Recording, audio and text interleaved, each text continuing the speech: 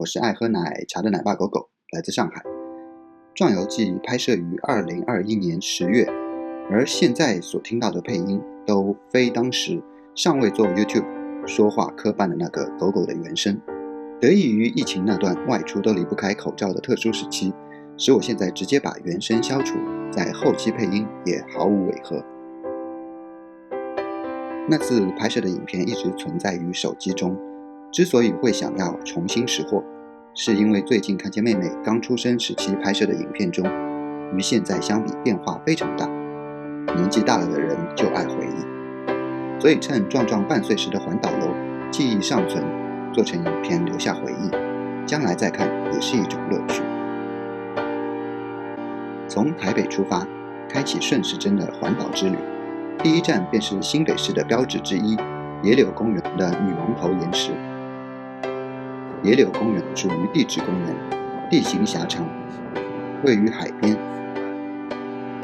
太平洋的风吹在身上，整片海景非常壮观。一边是斜着水出的海浪，另一边就是形状迥异的地质岩石。从这边就可以看到真实版的女王头了。我们看，这就是女王头了。从某个角度看还比较像，然后如果转到这一边，你说是怪物头，我也相信。其实相较于刻板的岩石，猛烈的海浪更吸引我。看这些洞都是被海水侵蚀出来的，还时不时有螃蟹钻出来。看到没有？一只很小的螃蟹。看这个洞里有一只很大的螃蟹。哦，是活的还是死的？看不出来。看到，看海啊！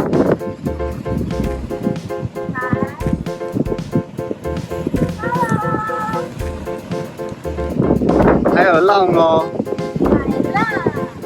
野柳公园走一圈大概20分钟。由于当日海风较大，怕壮壮着凉生病，所以后面有座看起来像小山一样的地方就没有去。我们看，发现一颗恶魔果实。什么感觉？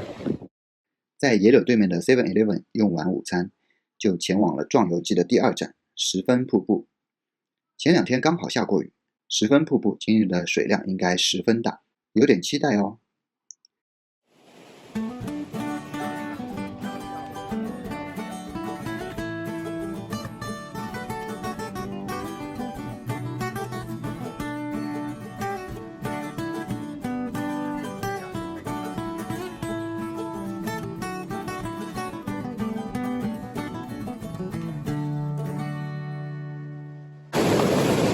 壮壮，想去看瀑布吗？壮壮，壮壮，想吗？想看瀑布啊，壮壮。要看瀑布，好开心啊！壮壮，壮壮。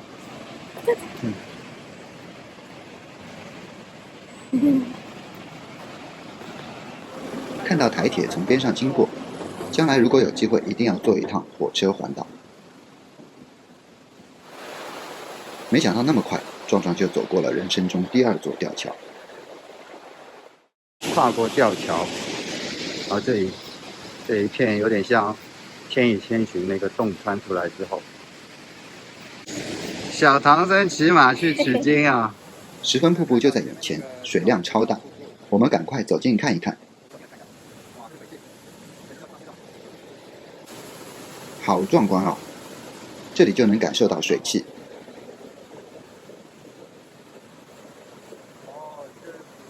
下过雨后的十分瀑布真的十分壮观。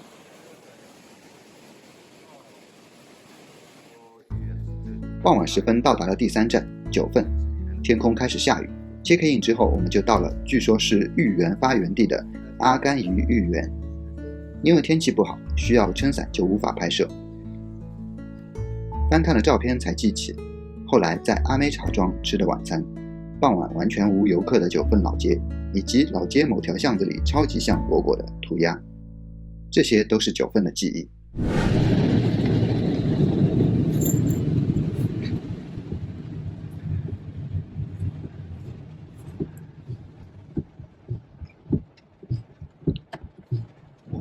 在在走老的苏花公路，因为只有这一段才能看到清水断崖的美景。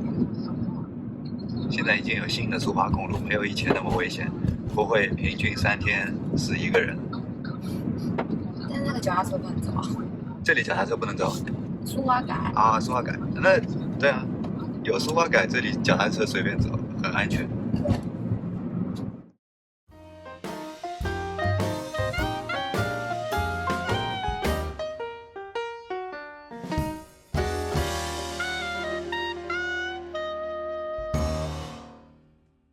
Hello， 大家好，我是爱喝奶茶的奶爸狗狗，来自上海。看看当时的自己，才发现，2年多前只有1个孩子的时候，眼里还是有光的，白头发也要少很多。唉，说多了都是泪。远雄海洋公园位于花莲，是一个包含海洋生物及游乐设施的综合性公园，和香港的海洋公园有点类似，只是规模上要小了不少。当日雨还不小，在室外观看演出时非常不方便，一手拿雨伞，一手要拍摄。壮壮也不知道会看多少，让他感受了一下气氛后，就打算先去室内看海洋生物。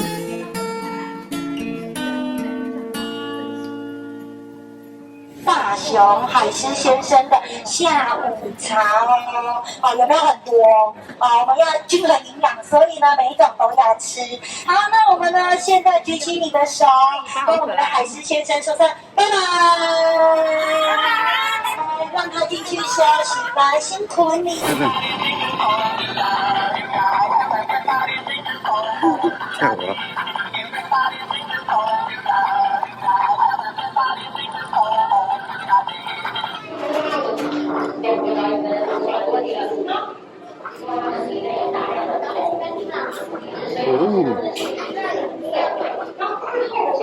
看水母哦。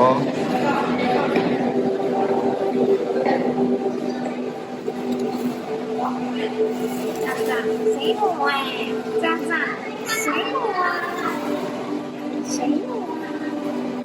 他一直在看。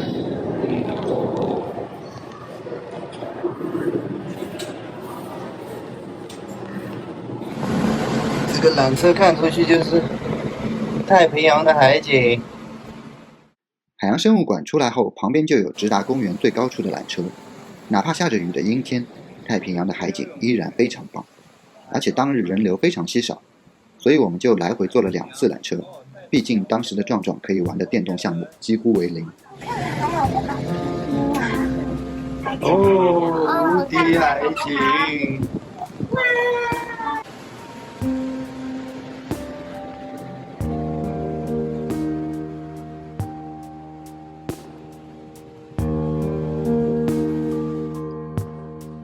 离开公园，住宿就定在不远处地中海装修风格的民宿，窗外面朝大海。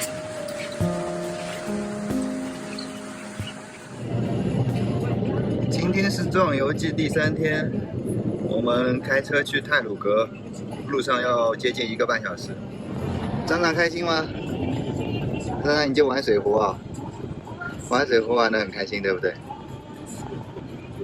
张张，喝的脸上都是水啊，小傻瓜。第3天首先要去的是行程第5站太鲁阁。虽然领略过藏地澜沧江的峡谷，但是行驶在太鲁阁的峡谷中，依然震撼于这自然界的鬼斧神工。太鲁阁国家公园，整个太鲁阁都分布在中央山脉的峡谷间。虽然今天艳阳高照，但是峡谷间真的蛮凉爽的。两边的山很险峻。太鲁阁公园内有一条中横隧道，这是可以跨越中央山脉，从东边的海岸线到达西边的南头。这条隧道在2018年才通车，因为之前发生过事故，所以陆陆续续一直在修。哇，泥水滔天！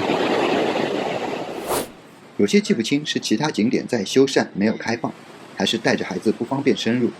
我们只是去了九曲洞走了一下，大致的欣赏了一下太鲁阁的壮观，心想反正以后还会再来。那就把其他景点留给以后好了。全是贴着岩壁凿出来的山洞，所以都会滴水，水帘洞。第6站是瑞穗乡的瑞穗牧场，到达的时候刚好是下午茶时间，先祭一下五脏庙吧。吃完都忘记拍摄了，只能靠翻看照片重新浏览现场的景象。而后经过风景优美的伯朗大道，这是我很喜欢的景色。往远处无限延伸的大道，在地平线处与远山相交，两边是一望无际的稻田，轻拂过稻穗的微风吹在身上，让人无比放松。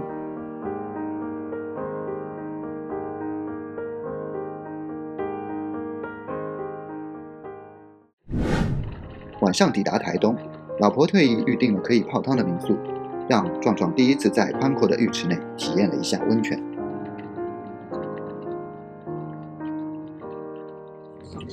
壮，今天是行程第4天了，你还没有习惯这个气座，还会坐在上面闹，不肯睡觉啊？壮游第4天，无拘无束的壮壮依然不习惯坐气座，时不时会在上面闹。一早从台东出发，当日要经过太麻里金针山、多良车站，最后抵达墾丁。壮壮，我们现在在金针山上。我记得金针山的山路汽车非常难走，导航也完全出错。不过对于爬山爱好者的我来说，依旧兴致盎然，呼吸着山里充满负离子的空气，背着小壮壮小跑了起来。下山的时候还在一个观景台处看了海天一线的美景。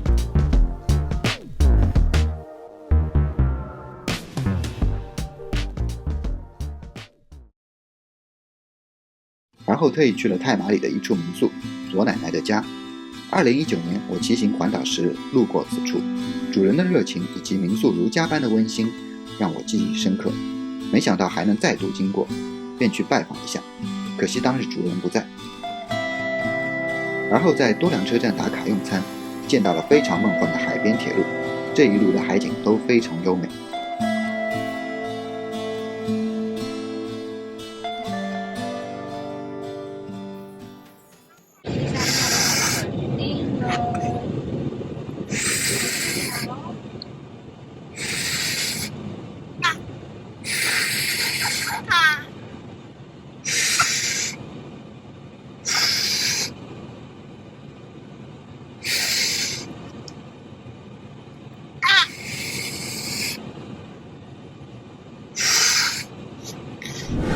到达墾丁后，先去了社顶公园。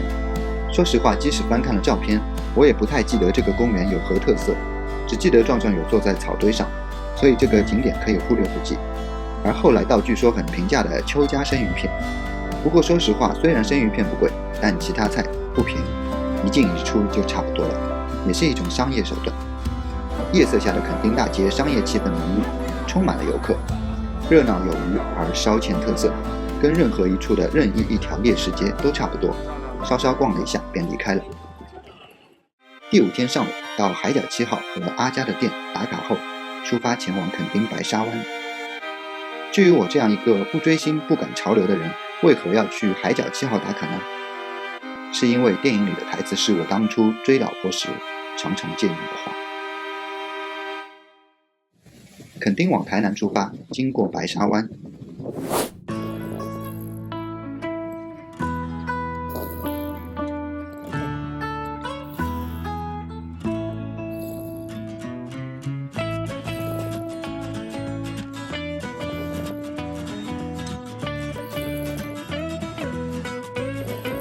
白沙湾，让人没办法在地上玩沙子。小朋友在踩沙子，抬手去摸了。在沙滩印上一个小脚印后，继续出发前往台南。因为晚上要和台南的表弟碰头，这是壮壮的表弟，他的爸爸刚好也是壮壮爸爸的表弟。壮游记第6天的第一个景点是有台版亚马逊之称的四草绿色隧道。当时的我拍摄时说话还经常吃螺丝。内海台版亚马逊河。哦，台北亚马逊，台湾台版亚马逊。台版亚马逊。好。刚说完台版亚马逊，开船后就看到了很应景的尚未完工的古神庙。据说此文明在一夜之间消失，从此在历史上留下了一个未解之谜。这样的展开也是非常符合这个景点了。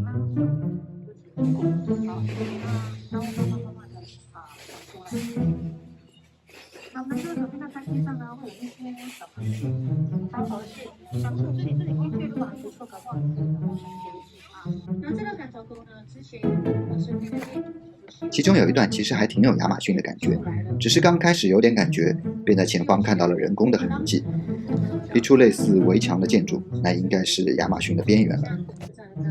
河道实在是有点短，全体人员穿上救生衣上下船坐定，用去10分钟。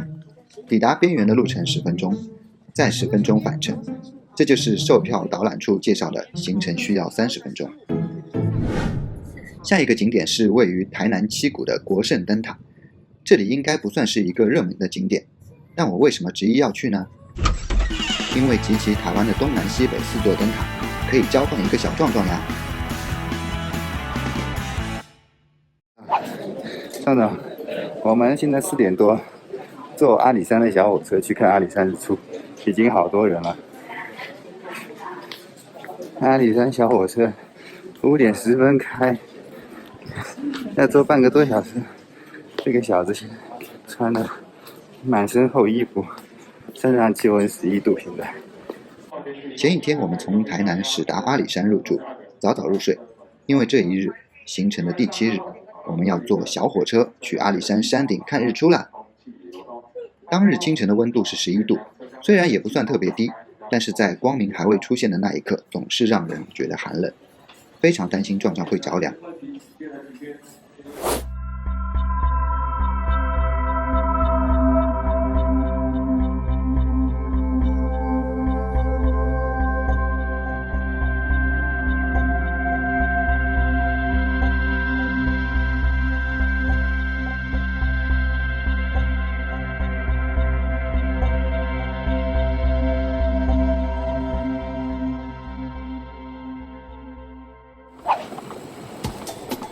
阿里山坐小火车看日出是我觉得本次行程中最精彩的一个景点，因为本身就非常爱山，又有日出这一充满惊奇的景观，还有小火车这一充满趣味的交通工具，整体糅合在一起，让我会想再来一次。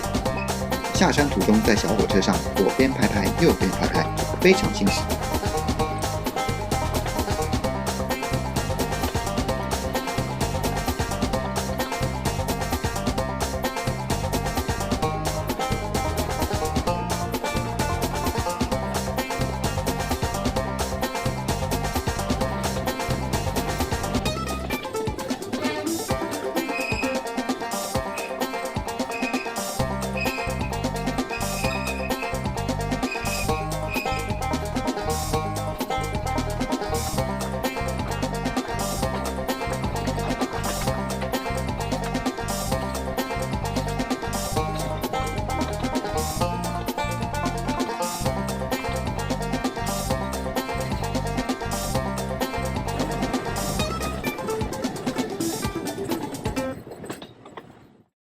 回饭店又补睡了一下，去往香菱神木走一走，空气超清新，并且再把口罩作为日常的疫情当下，因为没有其他游客而摘下口罩，贪婪地呼吸着周围红桧木散发出的植物香气。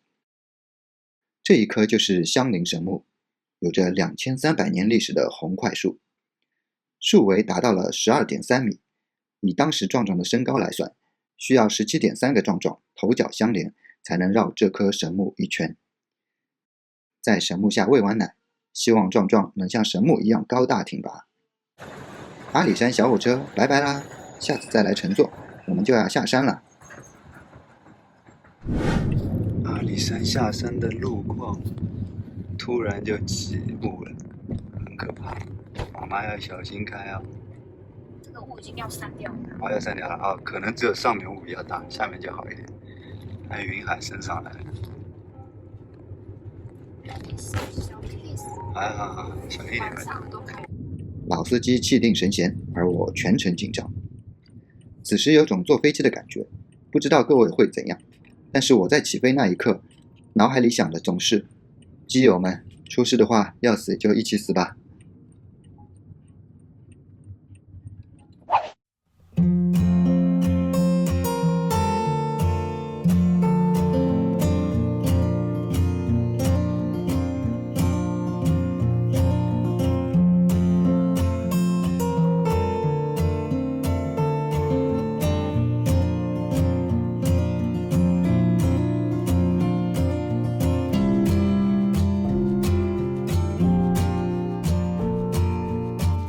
小可爱已经自己在安全气座上睡着了，睡着还不忘拿着小锤子。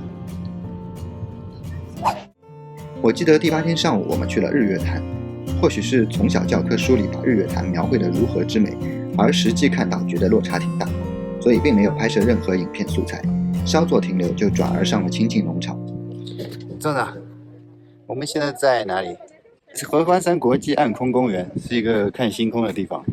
然后现在一片大雾，什么都看不到。刚刚到了台湾公路能到的最高点武岭，3400海拔，但是也是一阵大雾，什么都看不见。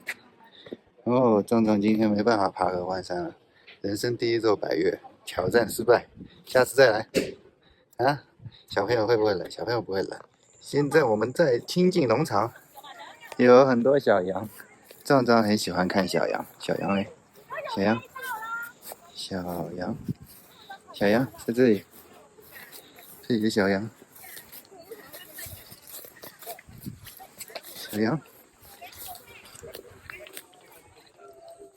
你看小朋友很喜欢小羊，他要去摸了。小羊跑掉了，小羊怕小。